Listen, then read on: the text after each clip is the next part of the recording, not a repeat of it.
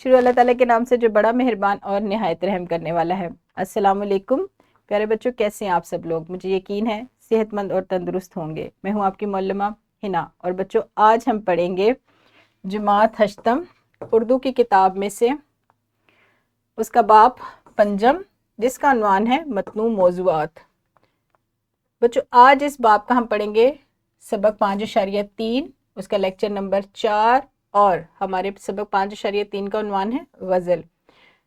باب پنجم کا یہ آخری لیکچر ہے، اس کے بعد ہم اگلے روز نیا باب شروع کریں گے۔ ہمارے سبق کے آج کے حاصل تعلم ہے نظم کے اشعار کے حوالوں کے ساتھ تشریح کر سکیں گے، یعنی آج ہم سیکھیں گے غزل کے اشعار کی تشریح۔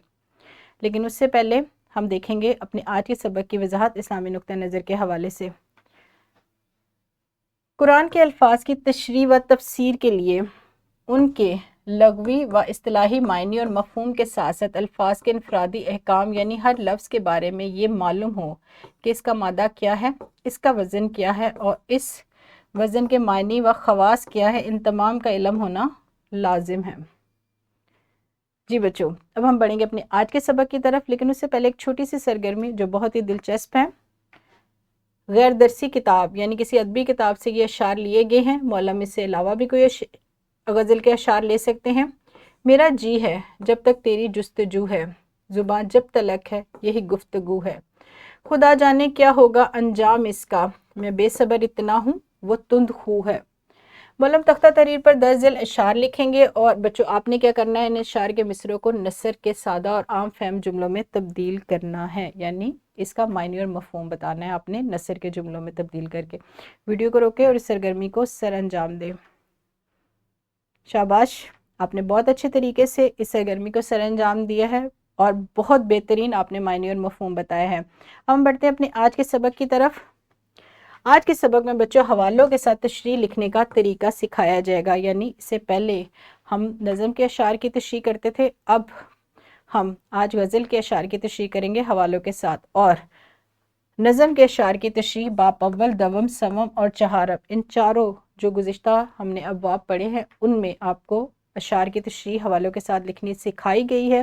آج ہم غزل کے اشعار کی تشریح حوالوں کے ساتھ لکھنا سیکھیں گے۔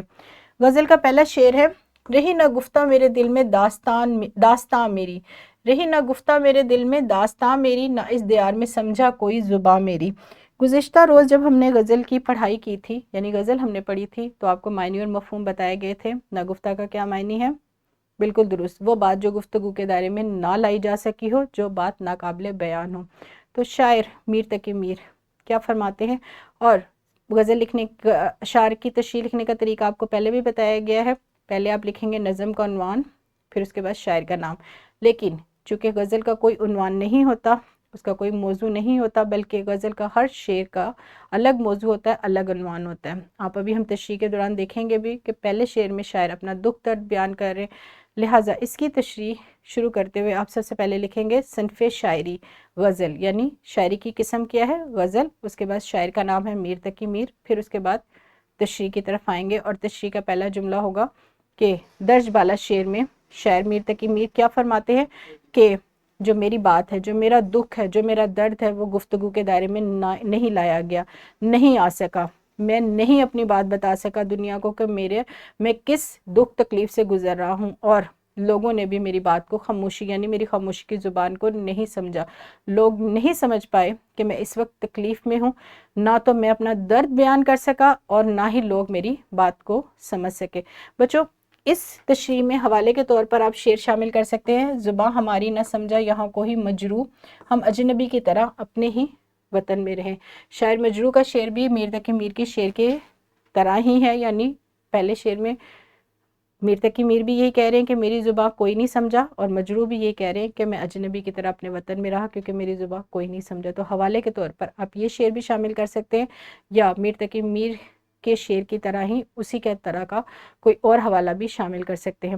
دوسرا شعر ہے ہماری غزل کا، برنگے سوتے جرس تجھ سے دور ہوں تنہا، خبر نہیں ہے تجھے آ کارواں میری۔ کارواں قافلہ، यहाँ पर कारवां से मुराद वो लोग हैं जो मीर तकी मीर के कभी अहलो अयाल थे, खुशियों में उनके साथ थे, लेकिन दुख में अब उनका साथ छोड़ गए हैं। दुख और तकलीफ़ में मीर तकी मीर बिल्कुल अलग हैं, तन्हा है। तो वो कह रहे हैं कि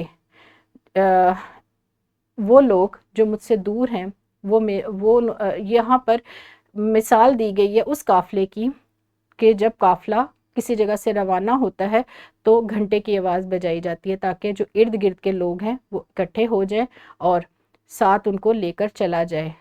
तो शायर क्या कह रहे हैं कि मैं घंटे की जो जब घंटा बजाया गया है ताकि लोगों को जमा किया जाए, तो मैं उस आवाज़ से बहुत दूर हूँ, बहुत तन्हा हूँ। और जो कारवां हैं, जो काफ़िले के लोग हैं, उन्हें इस बात की ख़बर नहीं है। यानी जो लोग हैं मेरे साथ, जो चलने वाले थे, जो खुशियों में मेरे साथ थे, उन्हें इस बात की ख़बर नहीं है कि मैं दुख और तकलीफ़ में बहुत दूर रह गया हूँ। और जब वो आगे बढ़ रहे हैं और वो इस बात से बेखबर है कि मैं उनके साथ नहीं चल रहा, मैं बिल्कुल तन्हा हूँ, मैं अकेला पीछे रह गया हूँ, और वो अपना कारवां आगे बढ़ाने में मसरूफ़ हैं, इस बात से बेखबर कि मैं उनके साथ हूँ या नहीं हूँ। इस शेर की तशरीह में हवाला शामिल किया जा सकता है, हम वहाँ हैं जहाँ से हमको भी कुछ हमारी ख़बर नहीं आती। यानी शायर कह रहे हैं कि मैं वहाँ पर हूँ जहाँ पर मुझे अपनी भी ख़बर नहीं है, दुनिया भी मुझसे बेखबर है।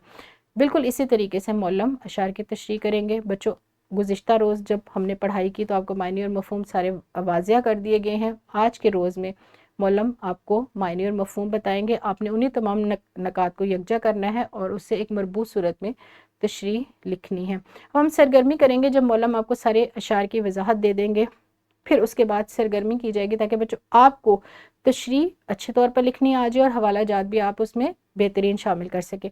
सरगर्मी है, तलबा जोड़ों की सूरत में बैठ कर बरकी मीडिया ये कुतब खाने से शायरी की किताबें मुंतखब करके मुतज़क्करा सबक के अशार के हवाला जात तलाश करेंगे, मौलम को दिखाएंगे। मौलम इस सिलसिले में तलबा की रहनुमाई करेंगे। बच्चों, जब मौलम आपको बता दें, जब आपको समझा दें पूरी गज़ल, फिर उसके बाद आपका क्या काम है? आपने कुतुब खाने से मुख्तलिफ शायरी की किताबें मुंतखब करनी है या फिर बरकी मीडिया के ज़रिए इन तमाम अशार के हवाला जात ढूंढने हैं, अपने साथी के साथ बैठना है, उसके साथ इन अशार पर बातचीत करनी है कि इस शेर की तशरीह में या इसके मायने और मफ़हूम के मुताबिक कौन सा हवाला शामिल किया जा सकता है। मौलम आपके इस सिलसिले में रहनुमाई भी करेंगे और आप भी बहुत अच्छा काम करेंगे, मुझे इस बात का पूरा यकीन है। यहाँ पर वीडियो को रोके और इस सरगर्मी को अंजाम दें। शाबाश, आपने बहुत अच्छे तौर पर हवाला जात मुंतखब किए हैं, अशार मुंतखब किए हैं और इन तमाम अशार को आप अपनी तशरीह में शामिल करेंगे। अब हम बढ़ेंगे अपने सबक के दूसरे हिस्से की तरफ, जो कि है मश्क के सवालात। मश्क में कौन सा सवाल है जो आप कॉपी पर लिख कर लेकर आएंगे, वो हम देखते हैं। गज़ल के पहले, तीसरे और आखिरी शेर जिन अशार की वजाहत मौलम दे चुके हैं आपको, यानी गज़ल का पहला, दूसरा और तीसरा और आखिरी शेर, ये आप इसकी तशरीह कॉपी पर लेकर आएंगे, हवाला जात भी शामिल करेंगे और बेहतरीन काम करके लेकर आएंगे। बच्चों, इसके साथ आपको एक वर्कशीट भी दी जाएगी, उस वर्कशीट में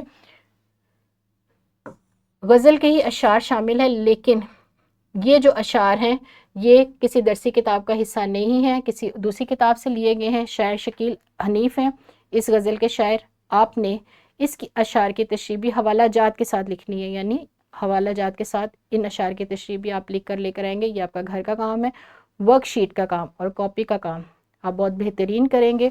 और आपको आज का सबक बहुत दिलचस्प लगा होगा, आपने बहुत तवज्जो और लगन से जिस तरह सबक सुना है, बिल्कुल इसी तवज्जो और लगन से आप घर का काम भी कर लेकर आएंगे। हमारा लेसन प्लान और वर्कशीट डिस्क्रिप्शन में मौजूद है, वहाँ से आप डाउनलोड कर सकते हैं। कल मिलेंगे बच्चों, तब तक आप क्या करेंगे, अपना बहुत सारा ख्याल रखेंगे। खुदा हाफिज़, शुक्रिया।